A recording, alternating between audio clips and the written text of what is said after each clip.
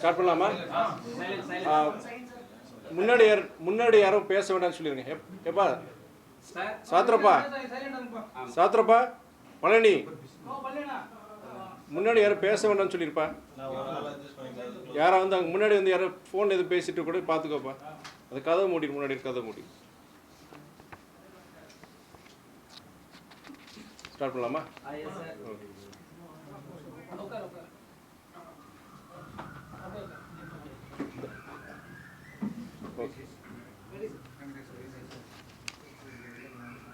அனைவருக்கும் என்னுடைய சுதந்திர தின வாழ்த்துக்கள்.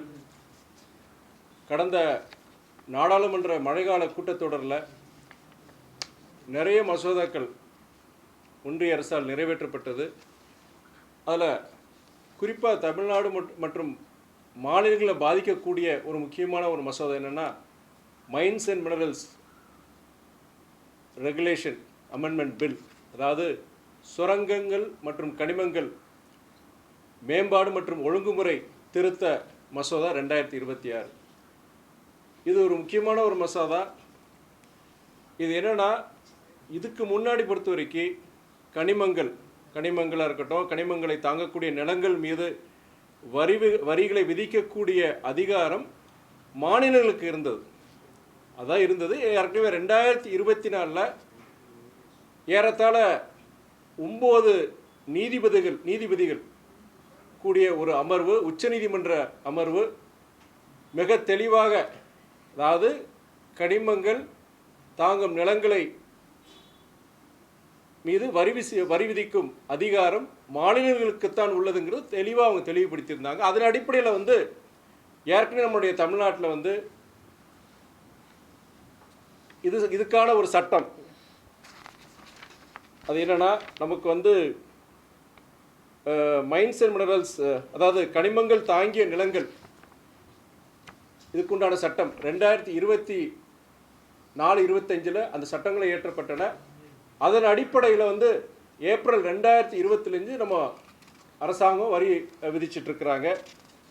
அரசாங்கம் பொறுத்த வரைக்கும், தமிழ்நாடு அரசாங்கம் பொறுத்த வரைக்கும் கடந்த 2025-26 ஆண்டில் வந்து புவியியல் மற்றும் சுரங்கத்துறை மூலம் கிடைச்ச வருவாய் பொறுத்த வரைக்கும் கிட்டத்தட்ட 4395 கோடி. இதில் வந்து 2225 கோடி வந்து இந்த மினரல் பேரிங் லேண்ட் டேக்ஸ், அதாவது கனிமங்களை தாங்கும் நிலங்கள் மீது வரி. இப்போ இவங்க கொண்டு வந்திருக்கிற இந்த ஒரு மசோதா, ஒன்றிய அரசு கொண்டு வந்த மசோதா வந்து இது என்னன்னா, ஒன்றிய அரசோட இசைவு இல்லாமல், அவங்களுடைய ஒப்புதல் இல்லாமல் எந்த மாநிலமோ கனிமங்கள் குறித்த எந்த ஒரு வரிகளை விதிக்கிறதோ, இல்லாட்டி கனிமங்களை தாங்கும் நிலங்கள் அது மேலே எந்த வரியை விதிக்க முடியாத ஒரு மசோதா தான் இந்த மசோதா. இது சம்பந்தமாக எதிர்கட்சிகளை சார்ந்த நாடாளுமன்ற உறுப்பினர்கள், நான் உட்பட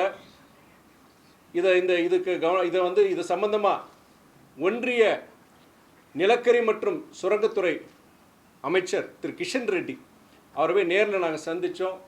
இது மாநிலங்களுக்கு பெரிதும் பாதிக்கும் ஒரு புதிய ஒரு மசோதான்னு சொல்லிட்டு, இதில் கண்டிப்பாக வந்து இதை வந்து இது அதாவது சுயாட்சிக்கும் மாநில சுயாட்சிக்கும் எதிரானது.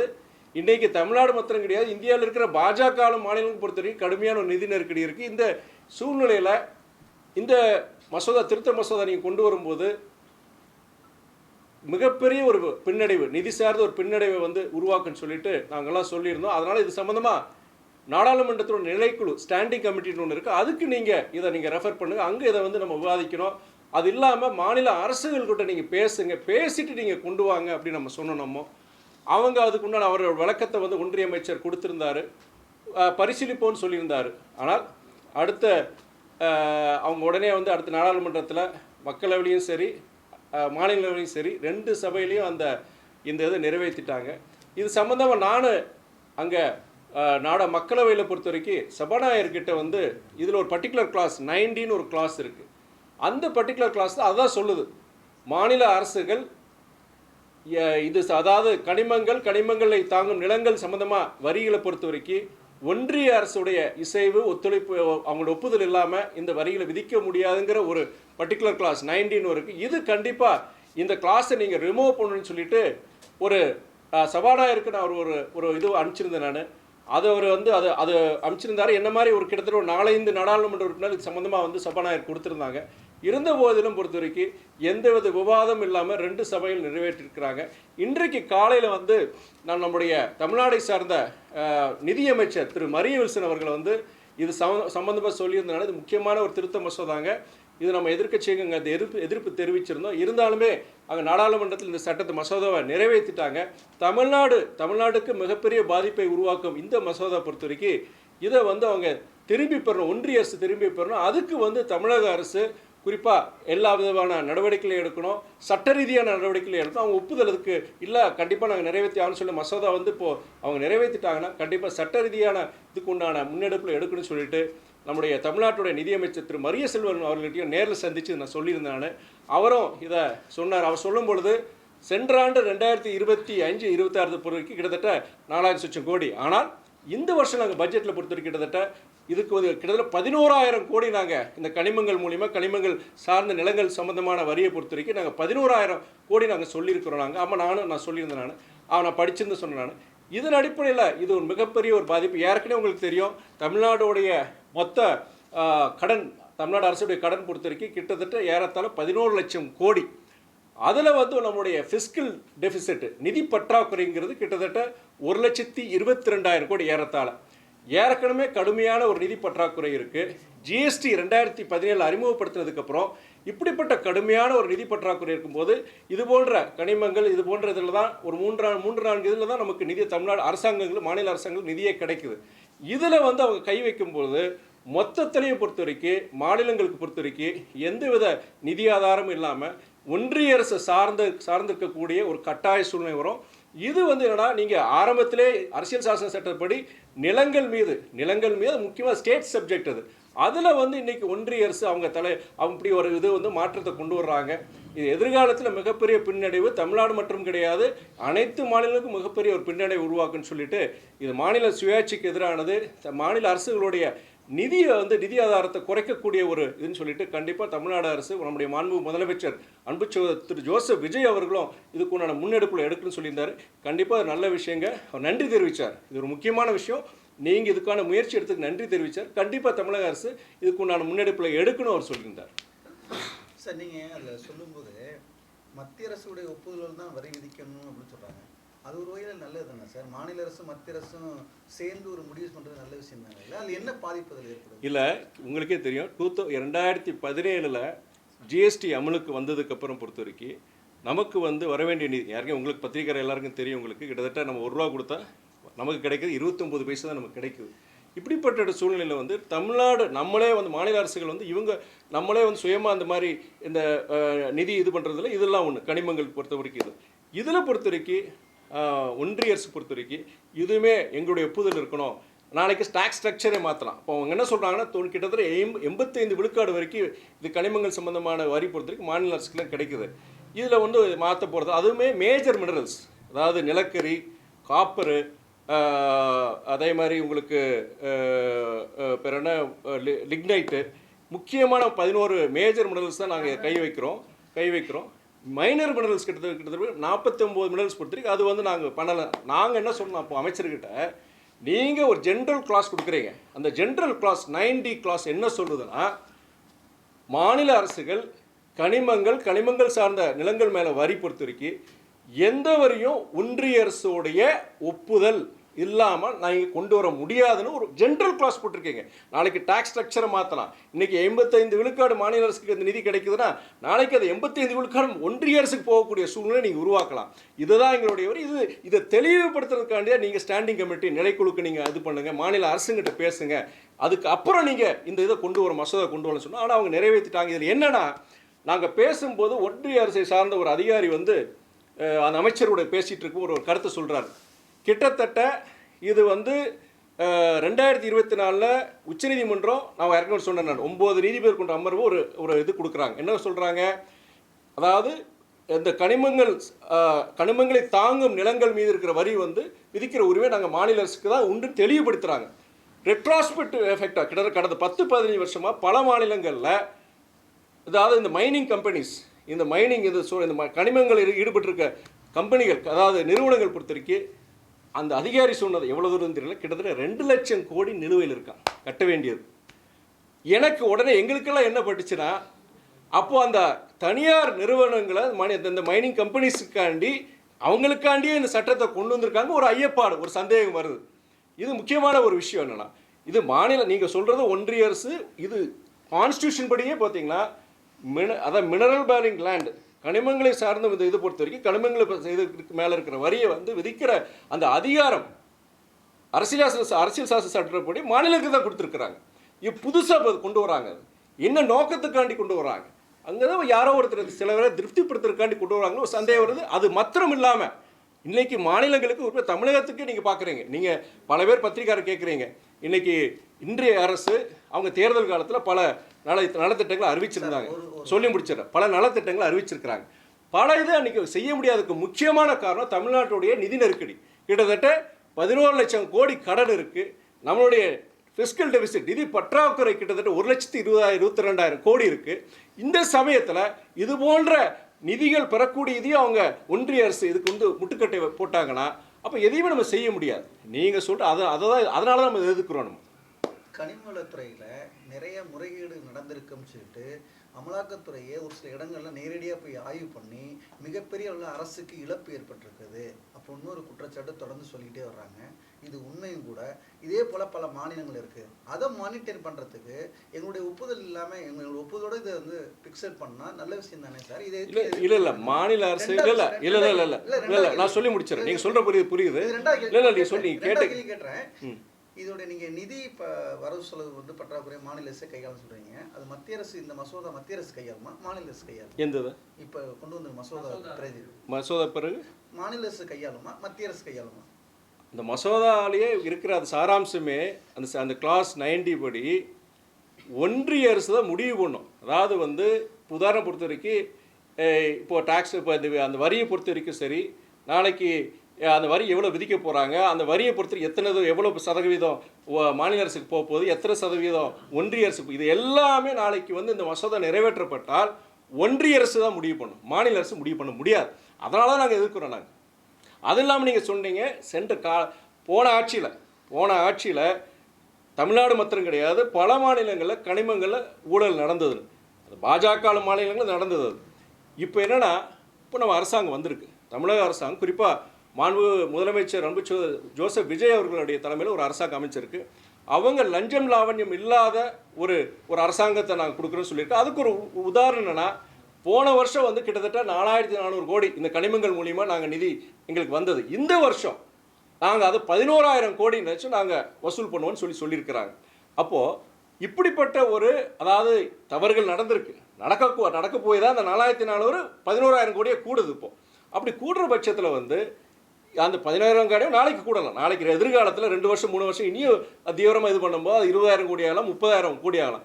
அப்படிப்பட்ட இது பொறுத்து நாளைக்கு ஒன்றிய அரசு கட்டுப்பாட்டுக்கு போகும்போது மாநில அரசுக்கு மிகப்பெரிய ஒரு நெருக்கடி உருவாக்கும். பல நலத்திட்டங்களை செயல்படுத்த முடியாத ஒரு சூழ்நிலை உருவாகுங்கிறத நம்மளுடைய கவலை. கடந்த காலத்தில் நீதிபதிகள் உத்தரவுக்கு முன்பு எப்படி சார் இருந்துச்சு அந்த சட்டம்? மாநில அரசு தான் கையாண்டுச்சா?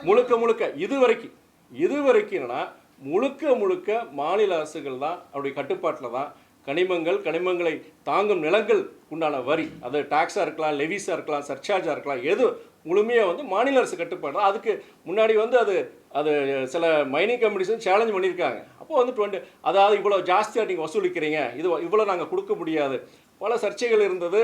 அவங்க அந்த வரியை கட்டாமல் இருந்திருக்கிறாங்க. அதுதான் அந்த அதிகாரி சொல்கிறார், கிட்டத்தட்ட 2 லட்சம் கோடி அவங்க கட்டாமல் இருக்கிறாங்க. நாளைக்கு இந்த உச்சநீதிமன்ற அந்த தீர்ப்புனால நாளைக்கு அது கட்டம்டா போகலாம் செய்யலாம். அவதான் அவசரமாக இந்த நிதியை கொண்டு வர மாதிரி சொல்லாமல் சொன்ன மாதிரி இருந்தது எனக்கு. அவர் அந்த கருத்து சொல்லும்போது 2 லட்சம் கோடி கடன் இருக்குது, 2 லட்சம் கோடி கட்ட வேண்டியது இருக்குது. இந்த சட்டம், இந்த மசோதா நிறைவேற்றப்பட்டால் ரெட்ரோஸ்பெக்டிவ் எஃபெக்டாக இந்த கம்பெனிகள் மைனிங் கம்பெனிகள் கட்ட வேண்டியது கிடையாது. அப்போ தமிழ்நாட்டுக்கு சரி நாட்டுக்கு சரி எவ்வளோ பெரிய இழப்புது. அவங்க ஒன்றிய அரசு என்ன சொல்கிறாங்கன்னா, சில மாநிலங்கள் பொறுத்த வரைக்கும் அதிகமாக வசூலிக்கிறாங்க செய்கிறாங்க அப்படின்னு சொல்கிறாங்க. இப்போ ஜார்க்கண்டெல்லாம் பார்த்தீங்கன்னா இந்த மைனிங் வச்சு தான் அந்த அரசாங்கம் ஜார்க்கண்ட் முக்கியமான சில மாநிலங்களில் முழுக்க இந்த மைனிங் இதை வச்சு தான் இருக்கிறாங்க. அங்கே பெரிய தொழிற்சாலைகள் கிடையாது, அங்களுக்கு மக்கள் நல திட்டங்கள் அந்த அரசாங்கமே இதை வச்சு நடக்குது. அங்கெல்லாம் இது மிகப்பெரிய ஒரு பாதிப்பு உருவாக்குது. தமிழ்நாட்டுக்கு ஒரு பாதிப்பு தான், பிற மாநிலங்களுக்கு மிகப்பெரிய பாதிப்பு. இது இட் கோஸ் அகேன்ஸ்ட் ஃபெடரலிசம். அதாவது ஒரு கூட்டாட்சி தத்துவத்துக்கு எதிரானது. சில இதில் பார்த்தீங்கன்னா ஸ்டேட் சப்ஜெக்டில் இருக்குது. நீங்கள் மினரல் பேரிங் லேண்ட் சொல்கிறாங்கல்ல, அந்த நிலத்து மேலே அவங்க கை வைக்கிறாங்க. நிலத்து மேலே கை வைக்கிறாங்க. அதையே நாங்கள் ஒன்றிய அரசு நாங்கள் முடிவெடுக்குன்னு சொல்கிறாங்க. இது மிகப்பெரிய ஒரு மாற்றம். இது கேரளாவில் பொறுத்த வரைக்கும், பக்கத்தில் கேரளாவில் இன்னைக்கு செய்தி, இன்றைக்கி நான் பேப்பரில் படித்தது வந்து அங்கே இருக்கிற எதிர்க்கட்சிகளும் சரி, அங்கே இருக்கிற ஆளுங்கட்சியும் சரி கடுமையாக எதிர்ப்பு தெரிவிச்சிருக்கிறாங்க. கடுமையான எதிர்ப்பு தெரிவிச்சிருக்கிறாங்க. தமிழ்நாட்டை பொறுத்த வரைக்கும் மீடியாவில் பொறுத்த வரைக்கும் நிறைய போகலை, இந்த செய்தி போகலை. இது எதிர்காலத்தில், ஏன்னா நீங்கள் நம்மளுடைய மாநில அரசு கிட்டத்தட்ட போன வருஷம் 4400 கோடி தான், இந்த வருஷம் நாங்கள் 11,000 கோடின்னு சொல்கிறாங்க. என்னுடைய அனுமானம் வந்து இது இனிய தீவிரப்படுத்தினா வருங்காலங்களில் ஒரு 5 வருஷமோ 6 வருஷத்தில் 40,000-50,000 கோடி வந்து இதில் இருக்குது, இந்த மைனிங்கில் இருக்குது. இதெல்லாம் தனியார், இந்த மைனிங் கம்பெனிஸும் சரி, தனியார்களும் இது தனியார் அவங்கள வந்து இது நிறைய தவறு நடக்குது. அது நம்ம அரசாங்கம் பொறுத்த வரைக்கும் அதை வந்து வெளிப்படையை கொண்டு வந்திருக்க கூடுதல் நாங்கள் வரும்னு சொல்லியிருக்கிறாங்க. சார், கடந்த காலங்களில் பல்வேறு மசோதாக்கள்லாம் நாடாளுமன்றத்தில் நிறைவேற்றப்பட்டு அது தமிழ்நாட்டில் ஏற்றுக்கொள்ளப்படாமல் சட்டமன்றத்தில் தீர்மானம் நிறைவேற்றும். அதே போல் இதையும் ஏற்றுக்கொள்ள மாட்டோம்னு சட்டமன்றத்தில் தீர்மானம் நிறைவேற்ற முதலமைச்சரை நீங்கள் வலியுறுத்திருக்கீங்களா? அது சம்பந்தமாக அதுதான் நான் இன்னைக்கு ஒரு நிதியமைச்சர் ஒரு மாண்புமிகு திரு மரியவேல் சென்ட்டு பேசும்போது அங்கே லோக்சபா ராஜ்யசபா 2 அவையிலையும் அதை நிறைவேற்றிட்டாங்க. அடுத்து அவருடைய ஜனாதிபதி ஒப்புதலுக்காண்டி போகுதுங்க. இதுக்கு மத்தியில் நீங்கள் தமிழக அரசு சரி, பிற மாநில முதலமைச்சர்கிட்டே நீங்கள் அதை நம்ம முதலமைச்சர் பேச வைக்கணும். அது இல்லாமல் சட்டமன்றத்தில் இதுக்கு ஏதாவது தீர்மானங்கள் கொண்டு வரலாம், இல்லை சட்ட முன்னெடுப்புகள் நீங்கள் நாளைக்கு இதை கோர்ட்லேயும் இதை சேலஞ்ச் பண்ணலாம். அது சேலஞ்ச் பண்ணும்போது கண்டிப்பாக இதில் ஒரு ரிலீஃப் கிடைக்கிறதுக்கு வாய்ப்பு இருக்குது. ஏன்னா கடந்த காலம் இந்த மாதிரி நடந்திருக்கு. இது வந்து தமிழ்நாடு மாத்திரம் கிடையாது. நாங்கள் பேசும்போது அன்றைக்கி அந்த ஒன்றிய அமைச்சர் கிஷன் ரெட்டிகிட்ட பேசும்போது இது அதாவது உங்கள் பாஜக மாநிலங்களுக்கு மிகப்பெரிய ஒரு பாதிப்பை உருவாக்கும். இது மாநில சுயாட்சிக்கு எதிரானது. புதிய ஒரு இது வந்து எல்லாமே சென்ட்ரலைசேஷன், எல்லாமே நீங்கள் ஒன்றிய அரசுடைய கட்டுப்பாட்டுக்குள்ளே கொண்டு வர நினைக்கிறீங்க. மானியம் யாருக்குன்னு நிதி கிடையாது, எல்லாமே உங்களுக்கு கையேந்த வேண்டியது இருக்குது. இந்த சூழ்நிலையில் இது போன்ற விஷயத்தை நீங்கள் எடுத்தீங்கன்னா, நான் அவர் சொல்கிறாரு 85 விழுக்காடு நீங்கள் எல்லாமே உங்கள் மாநில அரசு தானே போகுது, எதுக்கு நீங்கள் கவலைப்படுறீங்க சொல்லும்போது அந்த பர்டிகுலர் 90 கிளாஸ் என்ன சொல்லுதுன்னா, ஒன்றிய அரசு ஒப்புதல் இல்லாமல் எதுவுமே மாநில அரசு செய்ய முடியாது. நாளைக்கு டாக்ஸ் ஸ்ட்ரக்சரை மாற்றலாம்ல அவங்க, இந்த 85 ரிவர்ஸ் ஆகலாம்லையே. அதனால தான் நாங்கள் சொன்னது இது மிகப்பெரிய முக்கியமான விஷயம். இன்றைக்கி மீடியா நிறைய பேர் வந்திருக்கிறீங்க, பிரிண்ட் மீடியா, விஷுவல் மீடியா வந்திருக்காங்க. இந்த செய்தி பொறுத்த வரைக்கும் இன்றைக்கி தமிழ்நாட்டில் இருக்க பிற அரசியல் இயக்கங்களும் இதை முன்னெடுக்கணும். கேரளாவில் பொறுத்த வரைக்கும் இன்றைக்கி அங்கே இருக்க எதிர்க்கட்சிகள், ஆளுங்கட்சி எல்லாருமே கடுமையான கண்டனத்தை தெரிவிச்சிருக்கிறாங்க. அதான் இன்னைக்கு அதாவது இதை நான் கேட்டதுனால இனியும் விளக்கமாக சொல்லிடுறேன். காங்கிரஸ் இயக்கத்தை சார்ந்த எதிர்க்கட்சி துணைத் தலைவர் கௌரவ் கோகாய் அவர் கூட இருந்தார். மகாராஷ்டிராவை சார்ந்த சரத்பவார் இயக்கத்தை சார்ந்த NCP அந்த இயக்கத்தை சார்ந்த அவங்க சுப்ரியா சுலே அவங்க இருந்தாங்க. கேரளாவை சேர்ந்த ஒரு மூத்த நாடாளுமன்ற உறுப்பினர் பிரேமச்சந்திரன் அவர் இருந்தார். அதே மாதிரி திரிணாமுல் காங்கிரஸை சார்ந்த ஒரு மூத்த நாடாளுமன்ற உறுப்பினர், தமிழ்நாடை சார்ந்த திராவிட முன்னேற்ற கழகத்தை சார்ந்த நாடாளுமன்ற உறுப்பினர் அக்கா கனிமொழி அவங்க இருந்தாங்க. நாங்கள் இருந்தோம். நாடாளுமன்றத்தில் பொறுத்த வரைக்கும் ஒரு திருத்த சொல்லியிருந்தாங்க, 90 கிளாஸ் ரிமூவ் பண்ண. அது என்ன மாதிரி கிட்டத்தட்ட ஒரு 4 MPs அவங்க ஏற்கனவே சொல்லியிருந்தாங்க. ராஜ்யசபாவில் பொறுத்த வரைக்கும் மாநிலங்களவையில் திருச்சி சிவா அண்ணா இது பேசியிருக்கிறாங்க. அது இல்லாமல் காங்கிரஸை சார்ந்த பிரவீன் சக்கரவர்த்தி பேசியிருக்கிறார். மற்றபடி தமிழ்நாடு சார்ந்த நாடாளுமன்ற உறுப்பினர்கள் அங்கே ராஜ்யசபாவில் எங்களுக்குனாச்சும் பேசுறதுக்கு வாய்ப்பு கிடைக்காது. நான் அறிவித்தார், அவர் சபாநாயகர் சொல்லும்போது என் பேரெல்லாம் சொல்லி இதெல்லாம் அவங்க மறுப்பு தெரிவிச்சிருக்கிறாங்க, விவாதத்துக்கு விடணும்னு சொன்னார். ஆனால் அமளியில் வந்து அது சபையில் விவாதம் நடக்கல, பாஸ் பண்ணிட்டாங்க. ஆனால் ராஜ்யசபாவில் வந்து ஒரு 2 நிமிஷம் 1 நிமிஷம் பேச விட்டுருக்காங்க. அதை வந்து என்னோட இது என்னன்னா, இங்கே இருக்கிற நாடாளுமன்ற உறுப்பினர்கள் பேசியிருக்கணும். அவங்க அடுத்த நாள் தான் வருது, ராஜ்யசபாவில் அடுத்த நாள் தான் வருது. அங்கே போய் அட்லீஸ்ட் நம்ம எதிர்ப்பை தெரிவிக்கிறதுக்காக அறிக்கை விடுறதோட அங்கே போய் பேசணும். அதான் என்ன நீங்கள் கேட்டதுனால சொல்கிறேன். நான்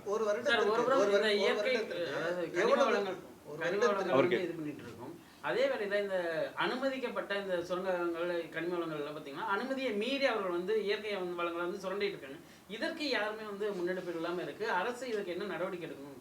ஏன்னா இயற்கை வளங்கள் தொடர்ந்து பாதிச்சிருக்கு. இது வந்து நீங்கள் சாதாரண இந்த நம்ம கிரானைட் குவாரிலேருந்து நம்ம ஜல்லி எடுக்கிறாங்களே அந்த குவாரிலேருந்து நீங்கள் அதாவது கிரிட்டிக்கல் தாது மணலாக இருக்கட்டும், எல்லாத்துலேயும் பார்த்தீங்கன்னா அளவுக்கு, அதாவது லட்சக்கணக்கான கோடிகள் தான் சொல்லலாம். நீங்கள் இந்தியா ஃபுல்லாக எடுத்துக்கிட்டீங்கன்னா தமிழ்நாடை பொறுத்த வரைக்கும் கிட்டத்தட்ட அது குறைஞ்சபட்சம் என்னுடைய அனுமானம் 50,000, 60,000, 70,000 கோடிக்கு ஊழல் நடந்திருக்குங்க தான் என்னுடைய இது காலங்காலமாக. இது ஒரு சிலர். இன்றைக்கி தமிழ்நாட்டில் உங்களுக்கு தெரியும், இன்றைக்கி நமக்கு நிதி கிடையாது. ஆனால் ஒரு சிலர் அதை இது பண்ணியிருக்கிறாங்க. இந்தியா ஃபுல்லாக நடந்திருக்கு. அந்த அதிகாரி சொல்லும்போது 2 லட்சம் கோடின்னு சொல்லும்போது எனக்கு அப்போ தான் எடுப்பார். 2 லட்சம் கோடி அவங்க வந்து இது வரைக்கும் அவங்க கேஸ் அந்த அவங்க கட்ட வேண்டியது இருக்குது. இப்போ இந்த சட்டம் நிறைவேறிச்சுன்னா அப்போ இதெல்லாம் செல்லாதுன்னு வந்துருச்சுன்னா, மாநில அரசு இதெல்லாம் செல்லாதுன்னு வந்துருச்சுன்னா அந்த 2 லட்சம் கோடி அந்த மைனிங் கம்பெனிஸ் கட்ட வேண்டியதில்லை. அப்போ யாரோ உடைய இதில் வந்து புஷ் பண்ணுறாங்க. இவ்வளோ அவசரமாக புஷ் பண்ணுறாங்க. தமிழ்நாடு சொல்கிற மாதிரியே தான் இங்கேயும் பொறுத்த வரைக்கும் ஒரு சிலர் தான் அதை கண்ட்ரோல் பண்ணுறாங்க. மைனிங் இண்டஸ்ட்ரி இந்தியாவிலேயே கொஞ்சம் பேர் தான் அதை கட்டுப்பாட்டில் இருக்குது மைனிங் இண்டஸ்ட்ரி. இது வந்து என்னென்னா இது இந்த அரசு இப்போதைய நம்ம தமிழக அரசு அதில் ரொம்ப தெளிவாக இருக்கிறாங்க.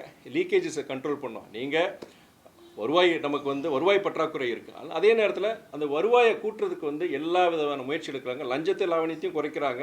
அதே நேரத்தில் நீங்கள் சொல்கிற மாதிரி இந்த ரெவென்யூ பேசிஸ்லையும் பொறுத்த வரைக்கும் கூடுதல் வருவாய் வர்றதுக்கு இந்த முயற்சிகளை எடுத்துகிட்டு இருக்கிறாங்க. இயற்கை வளங்கள் கடுமையாக பாதிக்கப்படுது. மலைகள் எல்லாம் கிட்டத்தட்ட ஒரு 75% மலைகளை வந்து முழுமையாக குறைஞ்சிடுறாங்க. இதனால் இயற்கை முழுமையாக பாதிக்கப்பட்டிருக்கல.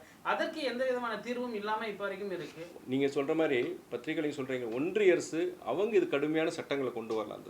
நீங்கள் கொண்டு வரலாம். தமிழக அரசு இப்போ புதுசாக வந்திருக்கிறோம். அவங்களும் சில சட்டங்களை கொண்டு வரலாம். நீங்கள் இது முக்கியமான கருத்து தான். இது நம்முடைய புதிய அரசாங்கம் இதை சொல்லியிருக்கிறாங்க. முதலமைச்சர் இதை வலியுறுத்தியிருக்கிறாங்க. அமைச்சரும் இதை பற்றி வலியுறுத்தியிருக்கிறாரு. அதாவது இது போன்ற அதாவது இயற்கை வளங்களை அழிக்கிற மாதிரியும் சரி, இயற்கை வளங்கள் அழிக்கிறது சரி, அதை இயற்கை வளம் அதாவது சட்டங்கள் இருக்குது. அந்த சட்டங்களை அது இல்லாமல் நிறைய இது நடந்திருக்கு. நீங்கள் அதாவது நிலக்கரி மாத்திரம் கிடையாது. நீங்கள் அதை சொல்லலையே, ஜல்லி முதற்கொண்டு நீங்கள் மலை குன்றுங்களே காணாமல் போயிருக்கு. மலை குன்றுங்களே காணாமல் போயிருக்கு. அதே மாதிரி நீங்கள் மண்ணு முதற்கொண்டு அதான் பண்ணியிருக்கேன். இப்போ சமீபத்தில் ஒரு இது நான் படித்தேன். இது ஒரு முக்கியமான ஒரு இது வந்து சில தனிப்பட்ட சில நபர்கள் இதாகிறதுக்காண்டி இன்னைக்கு மாநிலத்துடைய இது அதாவது இயற்கை வளங்களும் அவங்க அழிக்கிறாங்க. இது முக்கியமான விஷயம் சார். இப்போ நம்ம இந்த சட்ட மசோதா கொண்டு வந்த பிறகு ஒரு தமிழ்நாட்டுக்கும் சரி எவ்வளோ ஒரு வருடத்திற்கான இழப்பாக நிதி பற்றாக்குறை ஏற்படும்? நான் இந்த வருஷம் போன 2025-26 4400 கோடி சொல்லியிருக்கிறாங்க. அந்த 4400 2000 கோடி வந்து இந்த லேண்ட் பேரிங் அதாவது மினரல் பேரிங் லேண்ட் டேக்ஸ், அதாவது இந்த கனிமங்களை சுமக்கும் இந்த நிலங்கள் மீது கொண்டான வரின்னு சொல்கிறாங்க. இந்த வருஷம் அவங்க கவர்மெண்ட் எஸ்டிமேட் படி நம்மளுடைய தமிழக அரசாங்கம் என்ன சொல்லியிருக்காங்கன்னா அந்த 4400 போன வருஷம் இந்த வருஷம் நாங்கள் 11000 கோடியை நாங்கள் வசூல் பண்ண போகிறோம் கிடைக்கும்னு சொல்கிறாங்க. கன்சர்வேட்டிவ் எஸ்டிமேட்ஸ் அது கூடுதலாக போகும். இப்போ இந்த மாதிரி அவங்க ஒன்றிய அரசு இந்த சட்டத்தை கொண்டு வந்து நாளடைவில் உடனே டக்குன்னு பண்ணிட போகிறதில்ல. நாளடைவில் அவங்க எல்லாமே மாற்றும் போது டாக்ஸ் ஸ்ட்ரக்சரை மாற்றுவாங்க. நாளைக்கு வந்து இல்லை இதெல்லாம் வந்து தனியார்களுக்கு அவங்க இது பண்ணி கொடுப்பாங்க. இப்போ இப்படிலாம் பண்ணும்போது என்னுடைய அனுமானம் வந்து இப்போ இந்த வருஷமே இப்போ இந்த சட்டம் வர்றதுனால உடனே தெரிய போகிறது கிடையாது. நாளடைவில் பார்த்தீங்கன்னா பல ஆயிரக்கணக்கான கோடிகள் வந்து உங்களுக்கு மாநில அரசுக்கு ஒரு இழப்பு ஏற்படும். கேரளாவில் என்னென்னா தனியாருக்கு கிடையாது. தனியார்கள் வந்து அங்கே மைனிங்கே பண்ண முடியாது. அங்கே வந்து அதை கம்ப்ளீட்டாக வந்து அதை எடுத்துட்டாங்க. இப்போ என்னென்னா இப்போ தனியார் இந்த மாதிரி மைனிங் கம்பெனிஸ்லாம் முயற்சி பண்ணுறாங்க. புதிய அரசாங்கம் அங்கே வந்திருக்கு, முயற்சி பண்ணுறதா சொல்கிறாங்க. கேரளா வந்து ஃபுல்லாகவே பப்ளிக் செக்டர் தான், பொதுத்துறை தான் அவங்க எடுக்க முடியும், அரசாங்கம் எடுக்க முடியும். தனியார் யாரையும் எடுக்க முடியாது, கனிமங்கள் எடுக்க முடியாது. நாளைக்கு தமிழ்நாடு இப்படி சட்டம் கொண்டு சந்தோஷம் தான், நல்லது தான். முக்கியமான மசோதாவை ஏற்றும் போது ஒன்றிய அரசு இது எதிர்கட்சிகளோட இதையும் ஒப்புதல் இல்லாமல் மாநில முதல்வரோட ஒப்புதல் இல்லாமல் நடக்குது. இது ஒரு கார்பரேட் முதலாளிகளுக்காக இது மாதிரி பண்ணுறாங்களா, இல்லை மாநில சுயாட்சியை ஒடுக்கணும்னு இந்த மாதிரி மத்திய? 2 விஷயம் இருக்குது. இன்னொன்று என்னென்னா ஃபர்ஸ்ட் திங் வந்து ஃபெடரலிசம், கூட்டாட்சி தத்துவத்துக்கு எதிரான விஷயம். அதாவது சிலதெல்லாம் ஸ்டேட் சப்ஜெக்ட், சிலதெல்லாம் சென்ட்ரல் சப்ஜெக்ட். இன்றைக்கி வந்து கல்வியை பார்க்குறோம். கல்வி ஃபஸ்ட்டு வந்து ஸ்டேட் சப்ஜெக்ட் இருந்தது, அப்புறம் அதாவது கன்கரண்ட் சப்ஜெக்ட் வந்தாங்க, 2 பேரும் இது பண்ணுற மாதிரி. இன்றைக்கி வந்து முழுமையாக அது சென்ட்ரல் சப்ஜெக்டாக மாத்திர மாதிரி இருக்குது. இந்த கனிமங்கள் சம்பந்தமான விஷயத்துலையும் நான் இப்போ தான் பார்க்குறேன். அது ஸ்டேட் சப்ஜெக்ட் ஏற்கனவே உச்சநீதிமன்றம் அதுக்குண்டான தீர்ப்பை கொடுத்துருக்கு. இப்போது இந்த சட்டத்தை கொண்டு வந்ததுனால அதை வந்து அது நாளைக்கு கோர்ட்டுக்கு போனாலும் வச்சுக்குவாங்க. ஆமாம், இந்த சட்டம் புதுசாக சட்டம் கொண்டு வந்திருக்காங்க இல்லையா, ஒன்றிய அரசுக்கு இதில் அதிகாரம் இருக்குது, ஒன்றிய அரசு மீறி இங்கே செய்ய முடியாதுங்கும் போது எல்லாமே அவங்க ஒன்றிய அரசு கட்டுப்பாட்டுக்குள்ள. இது நீங்கள் சென்ட்ரலைசேஷன் தான், சென்ட்ரலைசேஷன் ஆஃப் பவர்ஸ். நீங்கள் எதுக்கு மாநில அரசுகள் இருக்கிறாங்க, எதுக்கு ஒரு முதலமைச்சர் இருக்கிறாரு? இப்போ நமக்கு என்னன்னா இந்த ஜிஎஸ்டி வரதுக்கு முன்னாடி பிரச்சனை கிடையாது. இப்போ ஜிஎஸ்டி வந்ததுக்கப்புறம் கடுமையான நிதி இருக்குது எல்லா மாநிலங்களுக்கு. தமிழ்நாடு மாத்திரம் சொல்லலாமா, எல்லாமே எனக்கு ஒன்றிய அரசு நம்ம கையேந்த வேண்டிய ஒரு சூழ்நிலை இருக்குது. ஒன்றிய அரசோட இசைவு இல்லாமல் எதையும் செய்ய முடியாத சூழ்நிலை இருக்குது. இன்றைக்கே வந்து என்னென்னா நம்முடைய முதலமைச்சர் நம்முடைய நிறைய அறிவிப்புகள், இந்த உதாரணம் பார்த்தீங்கன்னா அந்த மாதம் 2500 சொல்லியிருந்தார். அதே மாதிரி கேஸ் சிலிண்டர், அதாவது விளிம்புநிலையில் இருக்கிற குடும்பங்களுக்கு வருஷத்துக்கு 6 கேஸ் சிலிண்டர் சொல்லியிருந்தார். நிறைய பேர் எதிர்கட்சிக்காரங்களும் சொல்கிறாங்க, நம்மளுடைய பத்திரிகை துறைகளுடைய குற்றச்சாட்டு என்ன சொல்கிறாங்கன்னா அவங்க அதெல்லாம் சொல்லியிருந்தாங்க செய்யலைன்னா. அது விவசாய கடன் முழு தள்ளுபடி இப்போ 75,000 ரூபா தான் நம்ம சொல்லியிருக்கிறோம், நம்ம முதலமைச்சர் சொல்லியிருக்கிறாரு. அதுமாரி முழுசாக தேர்தல் இருக்கையில் தள்ளுபடின்னு சொல்லியிருந்தாங்களா, எல்லாமே தள்ளுபடி பண்ணுறதுன்னு அர்த்தம். இப்போ ஏன் அப்படி சொல்லி இந்த மாதிரி விஷயங்கள்லாம் எதிர்கட்சிக்காரங்க சொல்கிறீங்க, பத்திரிக்கையாரங்க சொல்கிறீங்க. ஆனால் இது போன்ற நிகழ்வுகள், அதாவது இருக்கிற அந்த மாநில அரசுக்கு வர வேண்டிய அந்த வருவாய்களை குறைக்கக்கூடிய இப்படி இது போன்ற சட்டங்களை ஒன்றிய அரசு செய்யும் பொழுது மேற்கொண்டு ஒரு நெருக்கடிக்குள்ளே தான் கொண்டு போகுது மாநில அரசு. தேங்க்யூங்க. இன்னைக்கு இண்டிபெண்டன்ஸ் டே, இன்னைக்கு எல்லாம் லீவில் இருப்பீங்கன்னு நினைக்கிறேன். பெரிய செய்தி இல்லை. இன்னைக்கு நான் உங்களுக்கு வேலை வாங்கிட்டேன். நான் சார் எங்களுக்கு என்றைக்குமே லீவ் இல்லை. ரொம்ப சந்தோஷம். நல்ல விஷயம் சார், நல்ல விஷயம், நல்ல விஷயம். முக்கியமான விஷயம் இது, கேரளாவில் மற்ற மாநிலங்கள் வந்து இது நிறைய அது பெரிய செய்தியாச்சு. பெரிய செய்தியாக நம்ம தமிழ்நாட்டில் பொறுத்த வரைக்கும் இது பெரிய செய்தியாகல. அதனால தான் நான் எக்ஸ்க்ளூசிவாக இதுக்கான ஒரு கொடுக்கணும்னு நினச்சிட்டு இருந்தேன் நான். மற்ற விஷயங்கள் நிறைய விஷயம் இருக்குது. எஃப்சிஆர்ஐல பொறுத்த வரைக்கும் அது இப்போ ஜேபிசிக்கு ரெஃபர் பண்ணியிருக்கிறாங்க. பட் அதை பற்றி அட்லீஸ்ட் ஜேபிசிக்கு ரெஃபர் பண்ணியிருக்கேன். டைம் இருக்குது நமக்கு பேசுறதுக்கு செய்யறதுக்கு. இது வந்து என்ன பார்த்து மசோதா நிறைவேற்றிட்டாங்க. நீங்கள் சொல்கிறீங்க இப்போ தெரிஞ்சிருக்காது இப்போ இல்லை, இது என்னென்னா மற்ற பார்க்குறேன் இல்லையா, மற்ற மாநிலங்கள் இப்போ கேரளாவில் பார்த்தீங்கன்னா பெரிய இஷ்யூ ஆயிடுச்சு. தமிழ்நாட்டை பற்றி பெருசாக இதாகலாம். ஒரு சிலர் பிரதான எதிர்க்கட்சியை வந்து இதை முன்னெடுக்காம இல்லை கனிமொழி அக்கா வந்து அந்த அவர் அமைச்சர்கிட்ட வரும்போது அவங்களும் வந்திருந்தாங்க. அவங்களும் பேசுனாங்க, கருத்து சொன்னாங்க. அங்கே ராஜ்யசபாலையும் பொறுத்த வரைக்கும் அவர் அண்ணன் திருச்சி சிவா நாங்கள் சொல்லியிருந்தார். பிரவீன் சக்கரவர்த்தி, காங்கிரஸை சேர்ந்த பிரவீன் சக்கரவர்த்தி அவர் தான் சொல்லியிருந்தாங்க. பட் ஏன்னா இது வந்து பெரும்பாலான பேருக்கு தெரிய மாட்டேங்குது. இங்கே தமிழ்நாட்டில் பெரிய செய்தியாகலை. அங்கே நாடாளுமன்ற உறுப்பினர் பல பேருக்கு தெரியாமல் இருக்குது இந்த விஷயம். Thank you so much.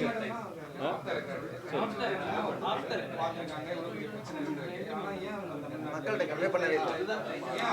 நான் பண்ணியிருக்கேன்ல, விட மாட்டீங்களா அவங்கள?